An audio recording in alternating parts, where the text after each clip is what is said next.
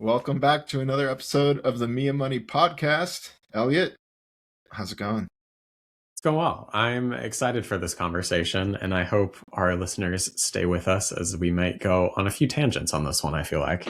Oh, there's no tangents here, just conversation. So It's all relevant. yeah. I always tell my clients, no bad questions. You're never oversharing. And you just never know what's going to happen. So I'm excited for this one too. I think it's really interesting to think about how doom and gloomy we can get sometimes, or fearful of what's going to happen 40 years from now. We're not going to talk about like real world problems. We're just talking about money today, right? So why don't you kick us off, Elliott? What inspired you? Well, first off, what is the topic, and what inspired you to want to talk about this today? I want to talk about this. Like, I think a lot of people sometimes approach their retirement planning too conservatively. They put too many conservative variables in there that are not realistic at all. Any single one of them, I think, could happen. But when we plan on all of them being like doom and gloom, all of them being the worst possible, it just paints a picture that is very unrealistic. And honestly, if some of the doom and gloom happen that some people talk about and all that happening at once, we're going to have bigger problems than money. Is my general philosophy of that. So it's just one of those conversations. And I want to preface this as I'm not discounting anybody's fears or things that they're worried about. All of these are very real fears and things that just as human beings, we get scared of. I get scared of things too, right? I have my own retirement plan, and I'm biased. I probably have a more conservative retirement plan than I'll ever need in my own planning. But I think it's important, particularly from a financial planner's perspective, to be objective of how are we treating this retirement plan, and are we being too conservative? Because we as human beings are also resilient and can make changes along the way. It's not like we make up one day and we can't retire, or we're out of money, or just all those things that we go worst case scenario we can't do. So I just want to spend some time talking about what do those things look like? How should we think about it? What does it mean? What are we giving up? I heard the phrase earlier, and it's not my term. I wish it was my term and I came to it, is unrealized experiences. Mm. And I think that's a really, like, we talk about unrealized gains in portfolios or opportunity costs or those sort of things. But what are our unrealized experiences if we create too conservative a retirement plan? Love it. I love this topic. It's honestly like why I wanted, when I started my firm, to work with people who maybe weren't about to retire. It's not that I don't enjoy working with those people, and I love working with those people as well, especially when they're in a good spot and can go do some of the things that maybe they've been putting off for 20 years. But you know, I've always asked, like, well, what if you don't get there, right? Like, what if you don't make it to 65 or 67? And unfortunately, just with like the increased occurrences of, earlier year cancers, and we've all seen the stories, and I think social media has like amplified the voice of those stories. It's like, well, what if I don't get to ever take that trip to Italy, right? So you got to do it when you can. Yeah. So let's jump in. You mentioned a lot of variables that people tend to compound. Why don't we just start with a few of those? I think inflation is actually a really good one to start with, just because it's been more of a sensitive topic the past 5 years, where we've like felt for consecutive years like above average inflation. But I think it's important, like, when we think about that, like, what's a reasonable approach, Elliott? Like, should we just go on the historical side? Like, where's too far in terms of inflation, and how do we fight that? Yeah. And let's preface this. None of this is advice. This is my personal opinion about how I approach this. And I may approach this even differently in client relationships at times. But I would say, I think starting based on like what has happened historically is a good starting point for most financial planning decisions, and then adjust based on relevant data that you have today. And I think just a real simple example, we'll get back to inflation, but a few years ago, bond interest rates were really low. You can forecast bond interest rates pretty accurately if you look at historical data for the next 5 or 10 years based on current rates. I can't forecast it for 30 years, which is why I think maybe you forecast slightly lower rates for bonds for the next 30 years, but not necessarily at 0.5% or whatever they were at. I know I'm exaggerating a little bit, but I think that's a good starting point. I think it is, because I joke with I remember when we started our firms, like I was telling clients, if you would have asked me back in 2020 what interest rates on like a high yield savings account would be, like no way I would have said anything above 2%. And boy, would I have been wrong, right?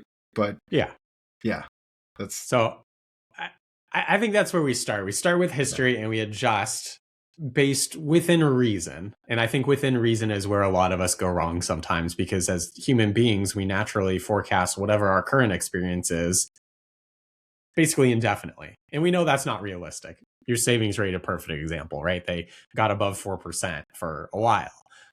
So if I'm looking at inflation, yes, has inflation been above 8%, 5%, whatever it's been a few years in a row? Yes. Do I expect inflation 8% every single year, 10%, like whatever it is? No, I think historically somewhere between 3 to 5%, depending on the time period. So I think something in that range is reasonable. But then you also go into other layers of, if inflation's higher, does that also mean investment returns are higher potentially? And that's where I'd say, like, we can't keep compounding negative. So if inflation's higher and we also think returns are going to be lower, well, now I've just sort of double dipped with doom and gloom. Yeah. And would you approach it differently? No, I'm glad you said, like investing returns though, because that, a lot of people again think that, the sole goal of investing is to make number get bigger, which is not wrong. However, sure, as long as your investments are outpacing inflation, that is really what you need them to do. That's why cash under the mattress does not work. Like, of course, we want to get more, like as much as we can, right? Like 10% is better than 8%, right? But as long as inflation is less than, like, you're still increasing your purchasing power, right? So a simple way to understand this is just the rule of 72. And I know we've talked about this in past episodes, but for those of you listening or watching, you can just pause this, grab a piece of paper, and we'll illustrate it for you, right? So if today your lifestyle costs $100,000 a year, okay, and inflation, as Elliott said, is historically 3%, right? Let's just call it a flat 3 to make the math easy. If you divide the number 72 by your interest rate, 3, right, that means that it's going to equal 24, and your price or cost of living is going to be $200,000 24 years from now. That's like the math, right? Now, what Elliott's saying is, if you then take your investments and put a 3% rate of return, you're going to figure out that you can only afford your lifestyle 24 years from now, right? Like, because you're drastically undercutting like what investments historically return, and that's a problem, right? But if instead, say you're getting a 8% rate of return, that means that your money's going to double every 9 years, right? You're going to divide 72 by 8, and you're going to get 9. So again, it's not exact math. I should have used 9 as the interest rate to get 8, but it's really close. Your money is going to double like 3 times by the time the actual cost of the things increase by 2, right? So if you do 100,000 of investments, every 9 years doubling, it's going to go from 100 to 200,000, 200,000 to 400,000, 400,000 to 800,000, right? And so if you then look at the total purchasing power, you actually have 4 times as much purchasing power as you would have had today. Now, I know that's a lot of math, but I just want to highlight, if you change that bottom number, right, even from 8% or 9% to 5%, the equation is not going to look as good, and you're going to be like, how the heck does this work, right? So yeah. In the other example, though, where you're getting that 8%, right? That means that every 1 year's worth of your salary that you can save today, and I know you can't save a whole year's worth in a year, but right, that's going to buy you 4 years of your income in retirement, essentially.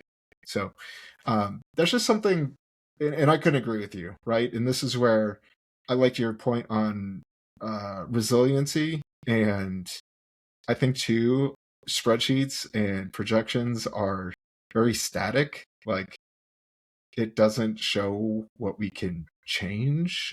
I know our tools can do that, and we can map that out and plan some what ifs with our clients and show them that. But a lot of this, it's just like in 2020 when the market went down 34% in, what was it, a month and a half, 2 months? Right? Like, very hard to retire into a recession knowing that you just lost a third of your principal balance on your investments. But then if you flash forward to the end of 2020, you would have been up tremendously from where you were at the start of that year, and not so much of a problem anymore, right? So sometimes those big things that we fear, the recessions, the political conversations, the what's going to happen to Social Security, like, it might mean you have to retire a year or two later, but that doesn't mean you need to eliminate Social Security and challenge yourself with, record high inflation and record low investment returns. So I totally agree with what you're saying, Elliot, with the compounding, because it all is interconnected. Yeah. And just to bring it back to those unrealized experiences, because I really like this term. If you end up removing Social Security entirely, or you count inflation being 2 percentage points higher, or investment returns being 3 percentage points lower, or whatever it is, and you're doing all of that, that means 5 extra years of work, 10 extra years of work, or like whatever it is, or spending 10,000 less or $20,000 less. And if we connect that to real life things, maybe that's not a vacation with your significant other, or that's not sending your kid to college and having them take on loans. Maybe that's not going on that dream trip to Italy, or just insert the blank on all the things that you've always thought about doing but haven't done because it's never felt like you had enough.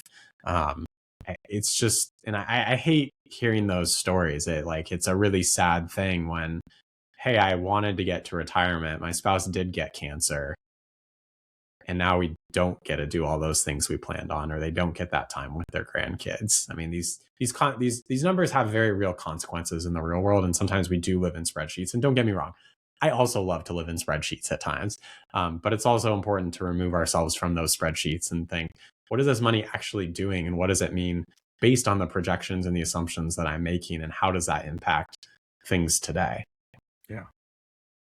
Yeah, and I think too, like, it's totally a human condition, right, that we have, where we tend to overestimate the probability of bad things happening to us and overestimate the probability of really good things happening to us. But unfortunately, one of those feels a lot more realistic or probable than the other. And I mean, it's our survival instinct, right? Like, if we see something moving in a bush, like, you're going to think something in the bush is going to kill me, right? Versus survival instinct. When you see a dog on the street, you're like, oh, it's just a dog, right? Like, it could theoretically kill you, right?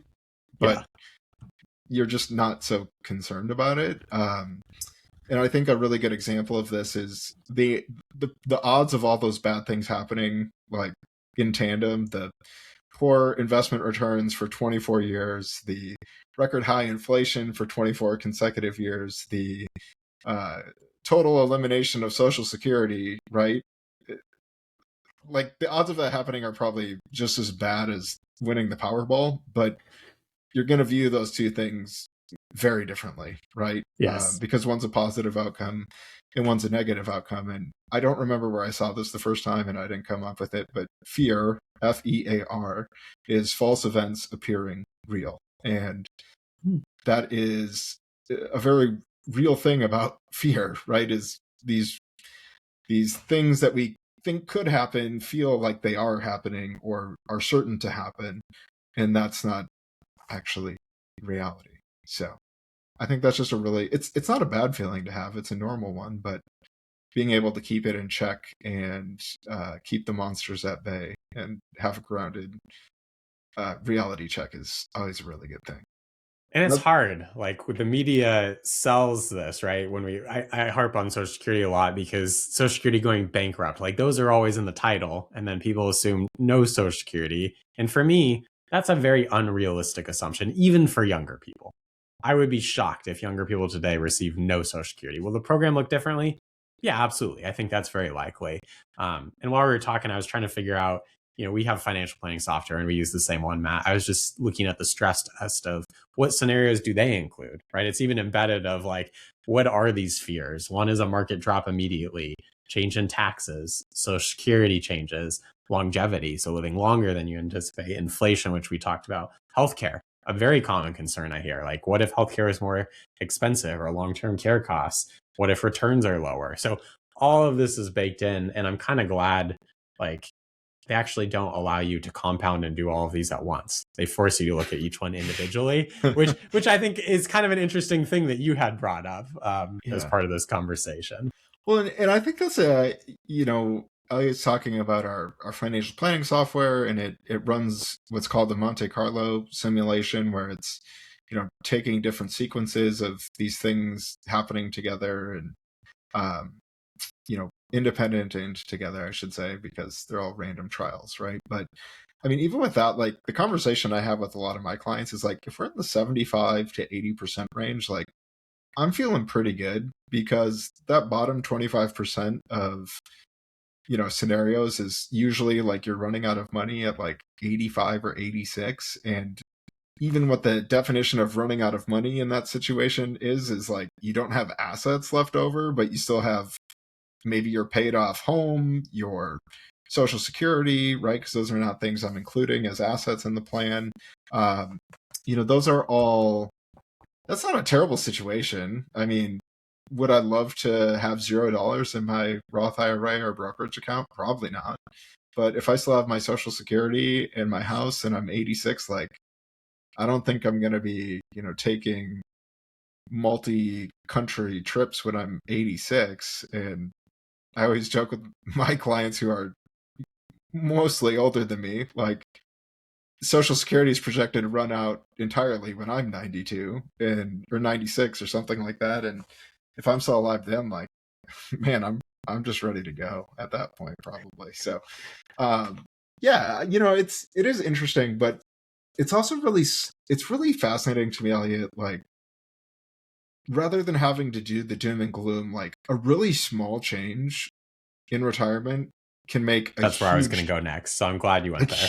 Huge difference, right? So if I'm going to retire at 65 and my plan is saying I'm going to live to, let's say, 95, right? And I go into my financial plan and it's like 60% success rate if I'm spending, $10,000 a month. I'm just making all of this up. Yeah.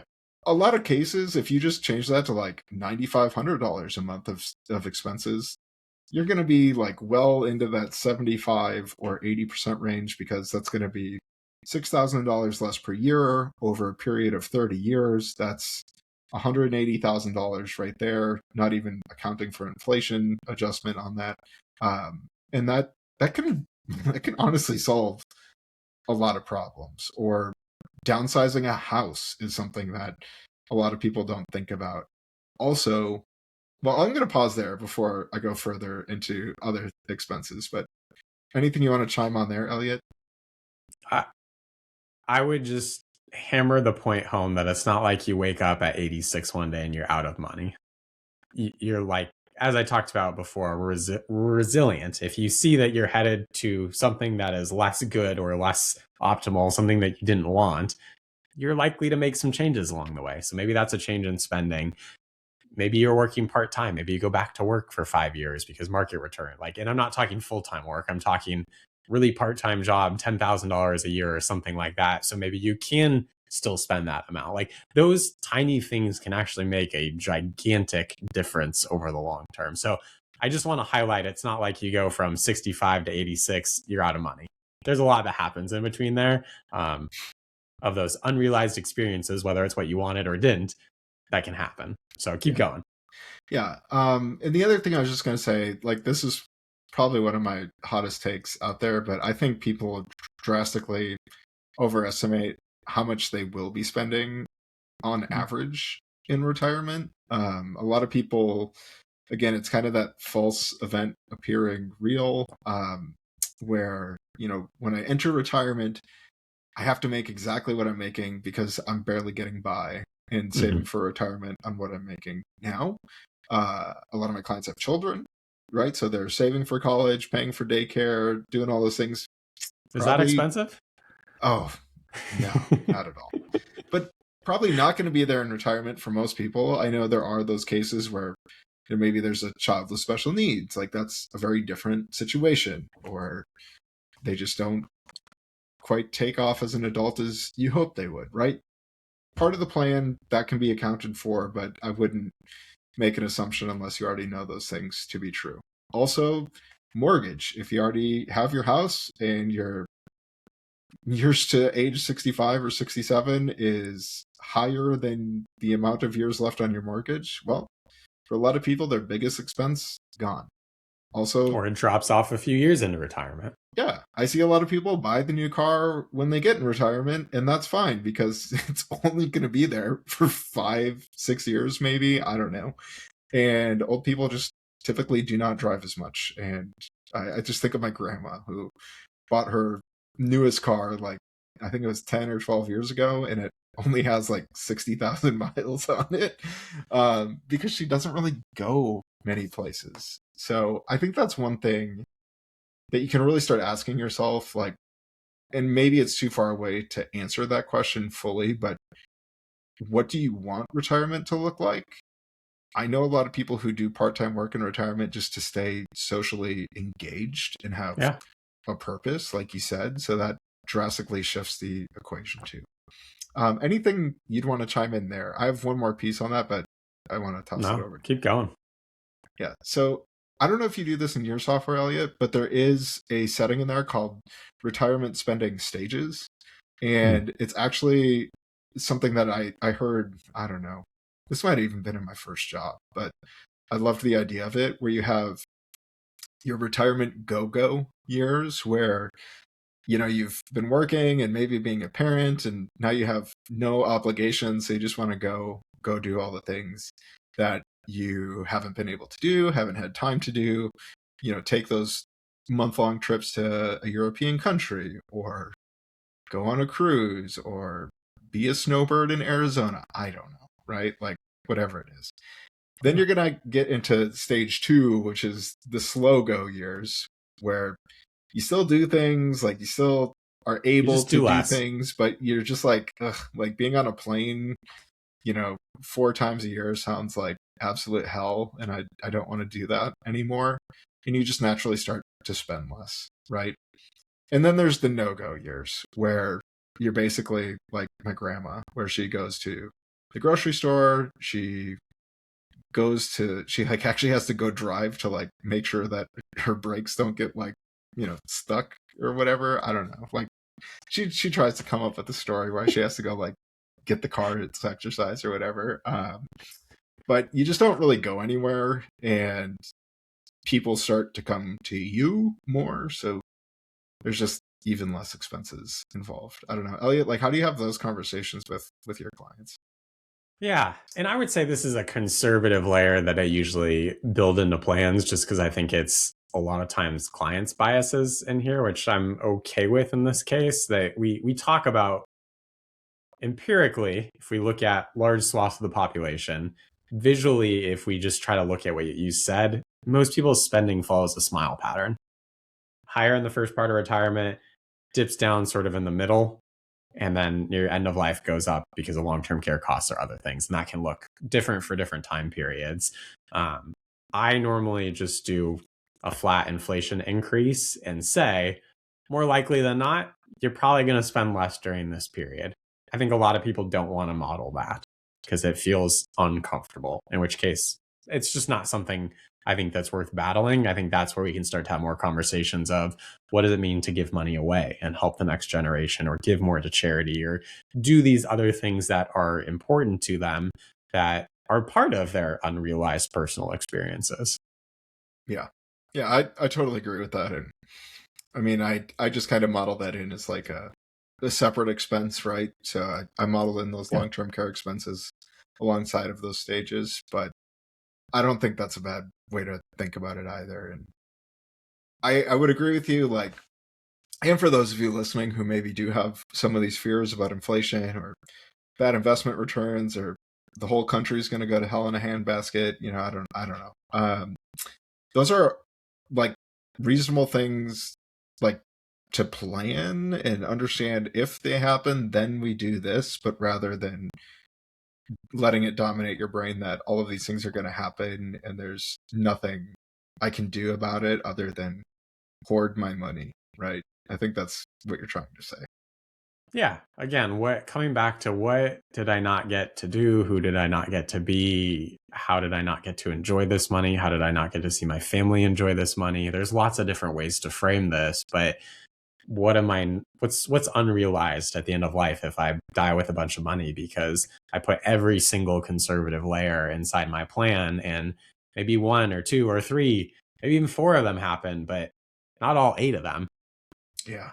You know, even if all eight happen, which I think the odds of that, like, we probably have bigger problems at that point, but let's say they do, you likely can make some adjustments along the way. Again, it's not like you're waking up one day at 86 without money.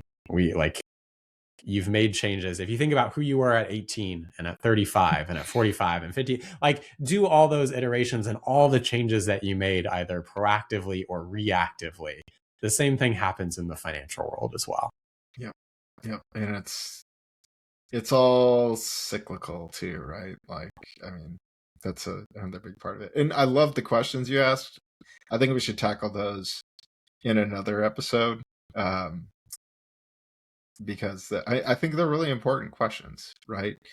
But two, you know, I think it's just one of those things where when we really think about it in the grand scheme of things, like, are you going to be upset if you've crossed everything off of like your quote unquote bucket list and you have to work one more year to make your retirement work? Like, I don't think most people would answer yes to that question. I could be wrong, but then I would also ask the question, well, why do you hate work so much, right? And maybe there's something more fulfilling and enjoyable and purpose driven that will make you not care about working so much. I think work is a good thing most times, but it can be really draining if it's not the right thing too. So, Yeah. all great questions, Elliott. All great questions. Anything else you want to close it out with? I'm just going to go back to the question. What are those unrealized experiences for you? And challenge you to really think about that. Go, have a cup of coffee, cup of tea, whatever your beverage of choice is, whenever you're reflecting, think about this in the next day or so. And what sort of assumptions am I making in my financial plan? And am I being too conservative with that? And are there things that I can do to make that adjustment to realize more of those personal experiences? Yeah. And I'll just snowball onto that and say, I think it's also a really good opportunity to look at your budget, see, like, are the dollars going where you want them to go? I think there's a lot of things that vie for our attention, like whether it's ads popping up now and shows on Prime Video or whatever, right? That are you utilizing your spend dollars as well as you possibly can? And if the answer is no, maybe it's just a simple switch that doesn't require you to save any money for the trip, and you could just go do those instead of the things you don't want to do. Yeah. All right, Elliott. I'm excited for the next one too. I think those questions, I don't know if we should we do this? Should we do life planning? Maybe we bring someone on. I don't know. Let's get Sue. All right, Elliott. It was good to see you. Likewise. Enjoy.